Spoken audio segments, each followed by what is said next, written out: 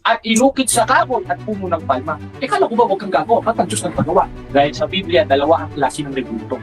Isang balbal, isang banal. Ang inutos ng Diyos banal na yun ay pinatuloy ng Iglesia Katolika Apostolika Romana dahil ang pagdating ni Kristo na siyang dapat pakinggan.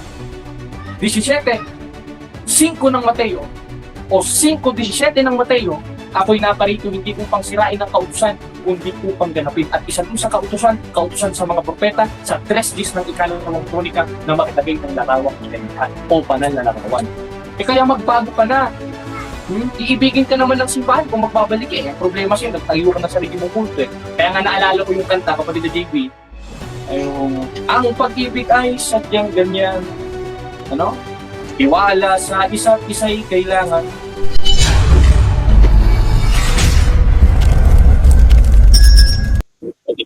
Yan, magandang araw at mapagpalang kapistahan ni San Lazaro, San Marta, at ni Maria Magdalena. Muli mga kapatid, nandito na naman tayo sa ating pinag-uusapan na topiko na paulit-ulit binabato at paulit-ulit pinararatang ng mga protestante, na mga heretiko, na mga umuro sa pananampalataya gaya ng sabi ni Apostol Pablo sa 10:38 ng Hebreo. Ating basayhon. Ngunit kung ang aking lingkod na matuwid ay mabubuhay sa pananampalataya at kung siya'y umurong ay hindi siya kalulugdan ng kaluluwa o ng aking kaluluwa o ng karunungan ng Diyos. Yung karunungan ng Diyos, 1:24 ng unang Korinto, ngunit sa kanila, mga tinawag, maging Hudyo at Grego, si Kristo ang kapangyarihan ng Diyos at karunungan ng Diyos. Therefore, yung mga tumalikod sa simbahan na mga heretiko, na mga protestante, nagtayo ng kanilang sariling kulto at nagpuno, hindi kinalulugdan ng Diyos ito, lalo na pag self-proclaim ang mga pinagagawa sa Biblia. At isa sa ating topiko ngayon ay matagal nang pinag-uusapan at matagal na inaatake ng mga protestante gaya ng rebulto.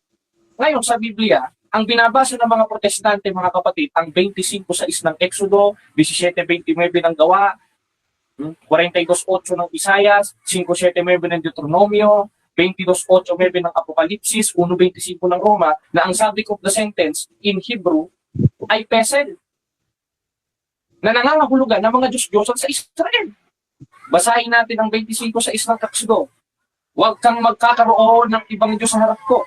Huwag kang gagawa para sa iyo ng larawang inanyuan na kawangis ng anumang nasa langit sa itaas, nasa lupa sa ibaba, nasa tubig sa ilalim ng lupa. Ngayon, bibira na naman ng mga protestante. Isa na rin itong si Bishop. Ay, ano ikaw? Hindi ba ikalarawan ng Iglesia Katolika ang tinutukoy dyan? Teka muna. Ano ba ang subject of the sentence sa 25:6 ng Exodo? Ang subject of the sentence dyan, yung mga larawang inanyuan in Hebrew, pesel. Dahil sa Biblia, dalawa ang klase ng rebulto. In Hebrew, pesel at mesabi at meklaet.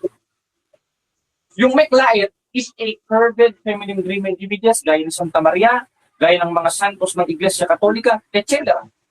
Ngayon, i-resolve natin ito. I-resolve natin. Isa pa sa ginagamit nila ay ang 17:29 ng Gawa. Yamang ang tahilain ng Diyos ay hindi marapat nating isipin na ang pagka-Diyos ay katulad ng bato ginto na inukit ng kabiyasan ng mga tao, na yun naman ay walang aral sa Iglesia Katolika. Busted na naman. Kaya, ang ibabato natin sa diskusyon na ito ay isang haligi lamang. Hindi na natin ibabato yung isa pang haligi dahil mabigat. Hindi na ako magtataka ba't nagtayo ito ng sarili niyang kulto. Ikalawang Timoteo 3:1-5. Datapot alamin mo ito sa mga huling araw ay darating ang panahong mapanganib. At yung panahong mapanganib, malalaman natin, 12:4 ng Daniel, kaalinsabay ng paglago ng kaalaman. Kaya di na tayo magtatake. Ginagamit ng mga bulaang propeta na mga maibigin sa salapi yung social media para makalikom ng miyembro. Dahil yung miyembro, yun yung ginagamit na kapital para sa pagpapaikapuf, para sa pag-aabuloy, etc. Yan naman ay labag sa kalooban ng Diyos na bagong tipan. Bakit? 4:17 ng Galacia. May nagmamalasakit sa inyo, hindi sa mabuting akala. Subalit ang ibig nila ay ihiwalay kayo upang ipagmalasakit nyo din sila. Ngayon, balik tayo sa tema, mga kapatid. Ano nga ba ang subject of the sentence sa mga talatang ginagamit ng mga protestante sa 25:6 ng Exodo, sa 17:29 ng Gawa, sa Isayas, na ang kanilang mga Diyos-Diyosan ay yaring pilak, yaring inukit ng kamay ng mga tao, may matang hindi nakakakita, may ilong na hindi nakakaamoy, may bibig na hindi nakakapagsalita. Yun ang definition nila ng Diyos-Diyosan. Ngayon, kung yun ay definisyon ng Diyos-Diyosan, ang Diyos nag-utos na magpagawa. 3:10 ng ikalawang kronika. At sa kabanal-banalang bahay ay umukit ka ng larawan. In Hebrew, meklaet, graven images. Gaya nung nasa Isaias na ginagamit ng mga protestante na pinakakahulugan na damay lahat, pati banal at balbal na larawan. Lalabas nun, magkakaroon ng kontradiksyon sa Biblia. Bakit? Sabi ka, Diyos-Diyosan yung mga larawang ina nyo na may matang hindi nakakakita, may ilong na hindi nakakamoy, may bibig na hindi nakakapagsalita. Bakit ang mismo Diyos ang nagutos?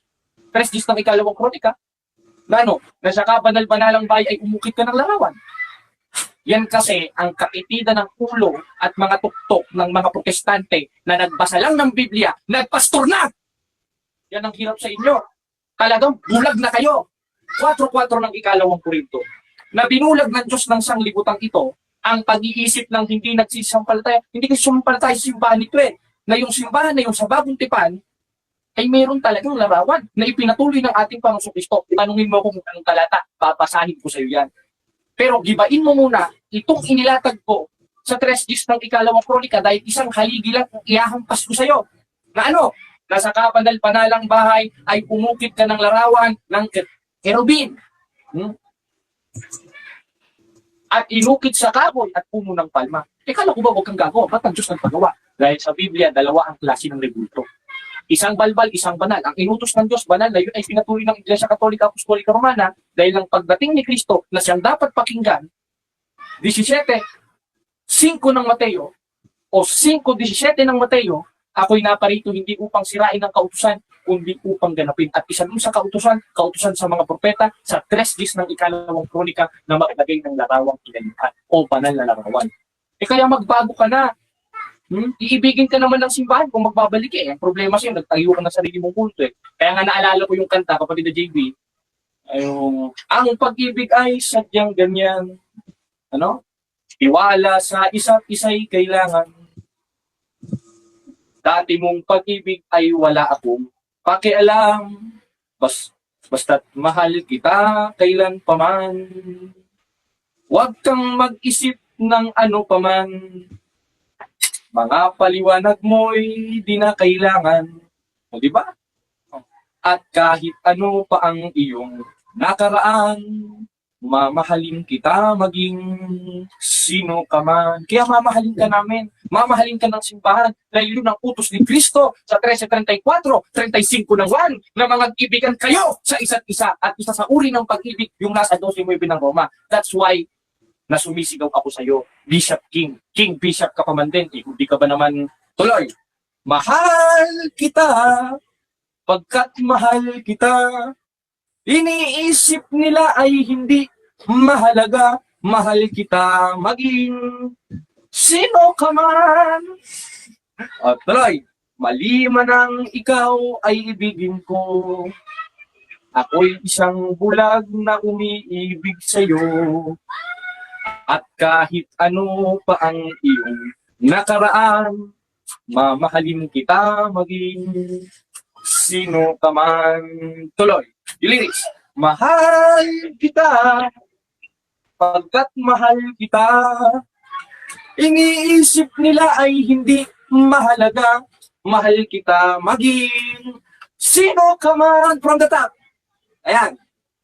Ang pag-ibig ay, pero hindi yan ang tema natin ngayon. Nalibang lang ako dahil Bishop yung kalaban natin. Kantahan naman natin. Dahil yung kanta naman natin is very biblical. Kung mapatungkol sa pag-ibig, 13:34, 35 naman. At isang manifestasyon nun, yung pagsunod sa utos ng Diyos o pagsamba sa Diyos sa 4:24 naman sa Espiritu at Katotohanan. At isa sa katotohanan na pagsunod sa Diyos sa 3:10 ng ikalawang kronika, maglagay ka ng banal na larawan sa templo na yun ay ipinatuloy ng ating Panginoon sa Kristo sa 5:17 ng Mateo. Dahil ang sabi niya mismo, ako'y naparito hindi upang sirain ang kautusan, kundi upang ganapin ni ang mga propeta. At isa sa ipinatuloy ni Kristo, yung paglalagay sa templo ng larawang inanyuan sa konteksto ng 5:17 ng Mateo at 3:10 ng ikalawang kronika. Yun lang kapatid na rasya at i-wave na natin ng time. At lahat ng sinabi ko, yun ang titanong sa akin kung you are under prophet sa religion o I am under prophet.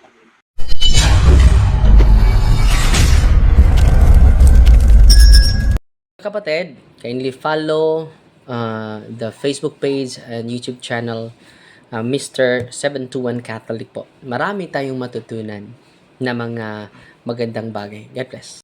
Magandang araw mga kapatid, ako po si Earl Mula. Sa Kristan po ako ni Father Darwin. Ini-invite ko po kayo na mag-follow and subscribe sa YouTube channel ni Mr. 721 Catholic. God bless po.